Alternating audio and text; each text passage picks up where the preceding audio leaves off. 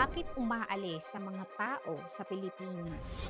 Hindi dahil sa ayaw nila dito, kundi dahil pakiramdam nila walang future para sa kanila dito. Mahal namin ang Pilipinas. Pero Pilipinas, bakit ang hirap mong mahalin? Habang ang ibang bansa, tinutulungan nilang umangat ang mga mamamayan nila.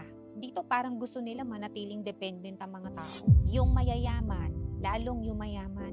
Yung mahihirap, paikot-ikot sa hirap. At ang pinakamasakit, may mga tao na ginagamit ang kahirapan ng mga Pilipino bilang puhunan sa politika. Tuwing eleksyon, biglang may ayuda. May bigas, pera, may pangako. Pero pagkatapos, babalik uli sa dating hirap ang mga tao. Kasi ang totoong solusyon, hindi tapal-tapal lang.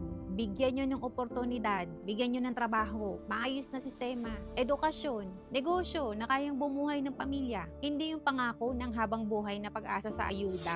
Kasi ang taong gutom, dali kontrolin. At yan ang ayaw makita ng maraming Pilipino. Maraming tao gusto magsikap, gusto umasenso, gusto magkaroon ng dignidad.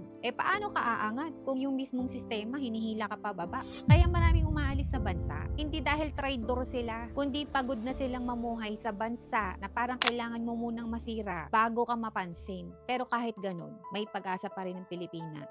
Kapag natuto ang tao na pumili ng leader nang hindi dahil sa ayuda, kundi dahil sa tunay na talino, kakayahan at malasakit. Kapag mas pinili ng mga tao ang long-term na pagbabago kesa sa pansamantalang tulong. Kasi walang bansang uunlad kung sanay ang mga tao sa limos, habang ang mga nasa taas lalong yumayaman. At walang gobyernong totoo para sa mga tao, kung mas importante ang boto kesa kinabukasan ng mamamayan.